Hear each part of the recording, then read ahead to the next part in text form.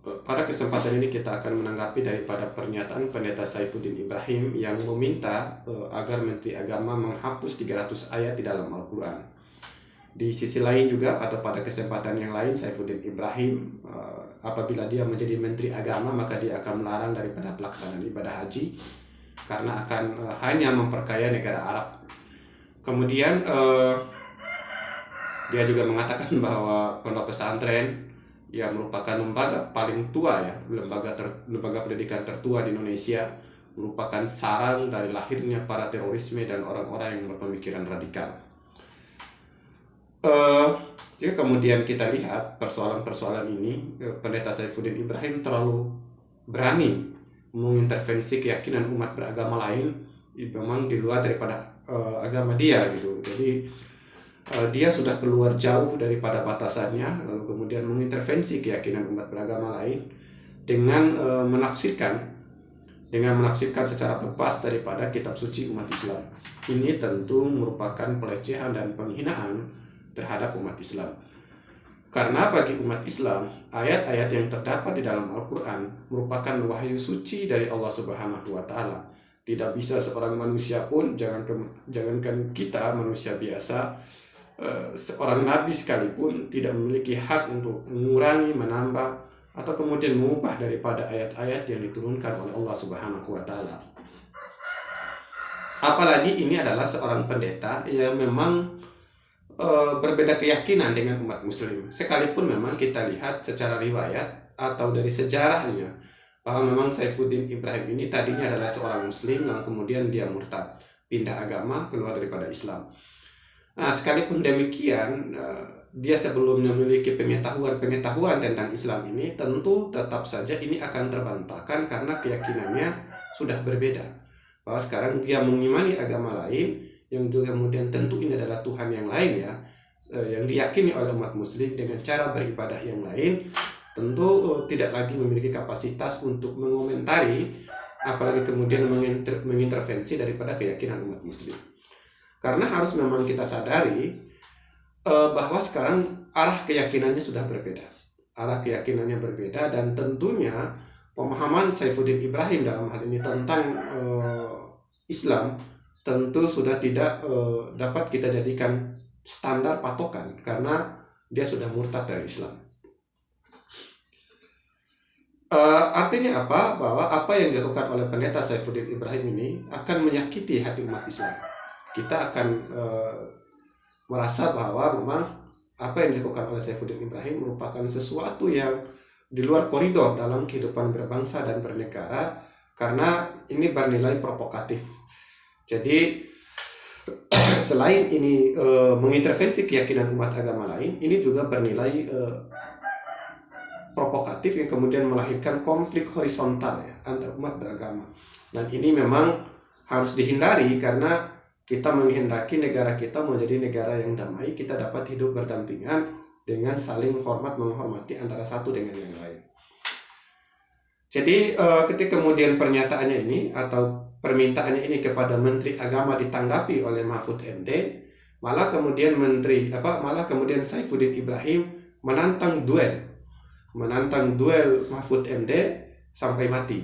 Nah, ini kan mengancam salah satu kabinet pemerintah yang sah dalam hal ini bersikap tidak sopan terhadap pemerintah kita, yakni salah satu menteri ya yang dipilih oleh Presiden Jokowi sendiri yang katanya bahwa Saifuddin Ibrahim ini merupakan pendukung daripada Presiden Jokowi. Harusnya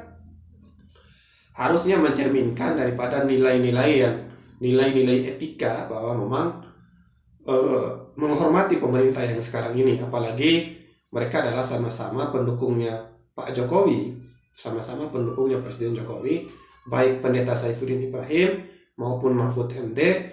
Harusnya mereka memang bisa saling hormat menghormati. Karena kata Saifuddin Ibrahim, tidak ada kapasitas Mahfud MD untuk menjawab daripada pernyataan yang disampaikannya. Yang harus menjawabnya adalah Menteri Agama. Di sini juga kemudian kita menguji keberanian dan kelihayan daripada Menteri Agama kita sendiri apakah dia lihai atau tidak dalam menanggapi persoalan-persoalan yang seperti ini. Sekalipun mungkin ini adalah kecil. Ini adalah persoalan yang kecil yang mungkin bukan kapasitasnya Menteri Agama untuk menanggapi persoalan ini. Akan tetapi dalam pandangan saya, menurut saya, penting daripada Menteri Agama untuk meluruskan daripada pernyataan Saifuddin Ibrahim ini, baik beliau sebagai seorang menteri maupun sebagai seorang muslim. Sebagai seorang menteri yang kemudian melindungi kehormatan seluruh agama yang berada di Indonesia, maka Menteri Agama juga harus membela kehormatan agama Islam, harus membela kehormatan umat muslim dengan meluruskan pandangan atau kemudian pendapat serta saran yang disampaikan oleh Pendeta Saifuddin Ibrahim. Paling tidak beliau mengatakan bahwa semua keyakinan umat beragama tidak boleh kemudian diintervensi dengan keyakinan-keyakinan yang lain. Jadi tidak boleh umat beragama lain kemudian mengintervensi keyakinan beragama seseorang yang memang berbeda keyakinan dengannya. Jadi harus kemudian diluruskan seperti itu. Kemudian sebagai seorang muslim, dia harus kemudian membela imannya, harus membela keyakinannya kepada Al-Quran, bahwa Al-Quran yang di sekarang yang berada pada sekarang yang menjadi tuntunan dan petunjuk daripada umat muslim sudah finish. Jadi tidak ada penambahan, tidak ada pengurangan, atau kemudian tidak boleh ayat-ayatnya dirubah menurut sekehendak manusia, siapapun dia, dengan kapasitas yang seperti apapun. Karena Nabi sendiri pun tidak memiliki keberanian dan kapasitas untuk itu. Jadi Nabi tidak memiliki keberanian dan kapasitas untuk mengurangi, menambah, atau kemudian mengubah daripada isi ayat-ayat itu. Melainkan itu adalah murni daripada Allah Subhanahu wa Ta'ala, lalu kemudian Nabi menyampaikan sebagaimana yang disampaikan oleh Jibril kepadanya. Jadi artinya apa? Bahwa ayat-ayat suci Al-Quran itu merupakan hak Allah Subhanahu wa Ta'ala. Jadi merupakan kalamnya Allah Subhanahu wa Ta'ala yang diwahyukan kepada manusia, kemudian menjadi petunjuk dan menjadi pegangan hidup terutama bagi umat Islam. Jadi dalam dua kapasitas inilah Menteri Agama memang harus bersuara. Beliau sebagai Menteri Agama yang memang harus melindungi kehormatan semua agama yang berada di Indonesia, maka kita buktikan memang bahwa beliau adalah orang yang nasionalis, tidak kemudian berpihak pada agama tertentu lalu kemudian mendiskreditkan agama tertentu. Maka kita uji di sini, apakah memang beliau lihai atau tidak dalam menanggapi persoalan-persoalan seperti itu. Yang kedua adalah beliau sebagai seorang muslim. Maka kita uji juga sebenarnya, kita tunggu bagaimana kemudian reaksi beliau sebagai seorang muslim ketika kemudian ayatnya, kitab sucinya ini dilecehkan. Kemudian syariatnya, salah satu syariatnya yakni ibadah haji juga dilecehkan oleh Pendeta Saifuddin Ibrahim ini, serta pondok pesantren yang merupakan lembaga pendidikan tertua umat muslim di Indonesia juga dilecehkan dengan dikatakan bahwa pondok-pondok pesantren itu melahirkan teroris-teroris, melahirkan orang-orang yang berpemikiran radikal.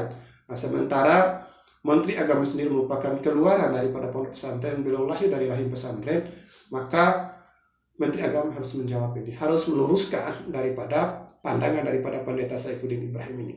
Karena jika ini terus dibiarkan, maka Pendeta Saifuddin Ibrahim ini dan mungkin nanti yang lain-lainnya akan semakin berani untuk melakukan hal-hal yang seperti ini, melakukan pelecehan terhadap keyakinan umat muslim. Jadi Pendeta Saifuddin Ibrahim sudah keluar jauh daripada koridor kehidupan berbangsa dan bernegara. Jadi dalam hal ini saya rasa Menteri Agama perlu memang bersuara sebagai kapasitasnya seorang menteri dan sebagai kapasitasnya seorang muslim. Itu yang penting. Sekalipun memang kalau saya pribadi melihat masalah-masalah yang muncul ini secara bukan kebetulan. Tapi masalah-masalah ini yang muncul ini merupakan masalah yang memiliki urutan memiliki kaitan antara yang satu dengan yang lain. Misalnya sebut saja kelangkaan minyak goreng yang sampai hari ini belum terselesaikan dengan harga yang melambung tinggi setelah kemudian pemerintah mencabut standarisasi harga. Kemudian Ibu Megawati pun memberikan komentar kepada ibu-ibu yang katanya mengantri itu panjang luar biasa, apa tidak ada metode memasak lain selain daripada menggoreng. Nah, ini sebenarnya Ibu Megawati harus melihat masalah ini bukan hanya pada persoalan metode memasak sebenarnya, tapi ini adalah kemampuan negara. Kemampuan negara memfasilitasi kebutuhan masyarakat. Itu yang harus dilihat. Jadi ada bingkai besar. Bingkai ini adalah bingkai keadilan. Bagaimana masyarakat kita ini dapat hidup dengan damai, dapat hidup dengan tentram, dapat hidup dengan aman ya, dan damai, tanpa kemudian ada gangguan-gangguan. Nah, ini termasuk kelangkaan minyak goreng ini adalah gangguan. Gangguan daripada ketentraman dalam hidup berbangsa dan bernegara, dalam hidup bermasyarakat. Karena akan melahirkan kegaduhan-kegaduhan. Misalnya masyarakat harus cari kemana, kemudian yang tadinya langka misalnya dengan harga yang melambung tinggi yang luar biasa, ini melahirkan daripada kegaduhan-kegaduhan itu. Jadi yang kita bicara ini adalah bukan metode memasak Ibu Megawati, tapi yang kita bicara ini adalah keadilan. Bagaimana negara hadir ketika kemudian masyarakat itu mengalami kesulitan. Sekarang masyarakat kita mengalami kesulitan minyak goreng. Bagaimana mereka hadir? Negara ini hadir. Negara harus mampu memenuhi kebutuhan masyarakat dan melawan itu mafia-mafia minyak goreng. Jadi jangan sampai ada kesan bahwa memang masyarakat kita ini bodoh gitu. Hanya persoalan minyak goreng saja dibikin sulit dan seakan-akan tidak punya kreativitas memasak. Saya yakin dan percaya bahwa seluruh ibu-ibu di Indonesia itu punya sejuta resep masak. Tapi masalah kita bukan ada di situ. Masalah kita bukan pada soal resep makanan. Masalah kita ini adalah masalah keadilan. Jadi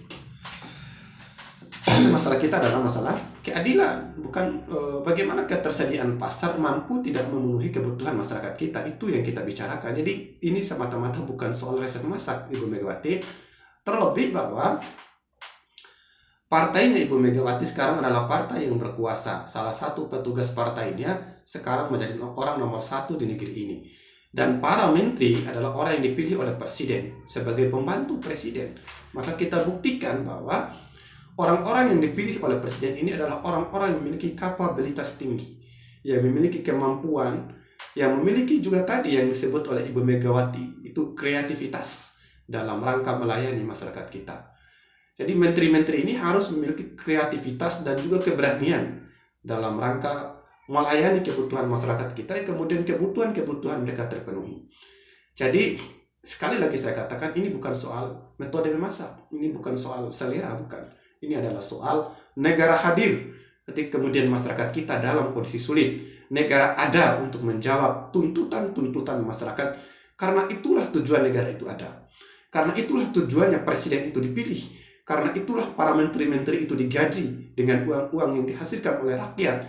Karena itulah partai-partai itu diberikan delegasi untuk kemudian memilih kader-kader terbaiknya untuk memimpin bangsa ini. Karena itulah masyarakat ini ada dan mendukung pemerintah itu. Karena mereka percaya dan yakin bahwa pemerintah ini akan mampu menjawab kebutuhan-kebutuhan mereka. Negara akan ada ketika kemudian mereka membutuhkannya. Negara hadir ketika kemudian mereka dalam kesulitan-kesulitan. Jadi itu yang harus dipahami. Jadi Anda memang sebagai seorang negarawan harus meyakini hal ini, harus tahu dan harus sadari hal ini. Memberikan instruksi kepada petugas partai Anda, kemudian memilih para menteri yang mumpuni. Jadi jangan dipilih berdasarkan kolega, teman dekat, atau sahabat yang mereka tidak memiliki kapabilitas dan kapasitas yang kuat yang berkenaan dengan itu. Jadi seakan-akan ini adalah kesalahan ibu-ibu gitu, kesalahan emak-emak yang tadinya ngantri panjang. Ini logika macam apa yang dipakai? Kemudian memang kita kembali pada konteks bahwa memang saya lihat negara ini dibikin gaduh, sengaja dibikin gaduh.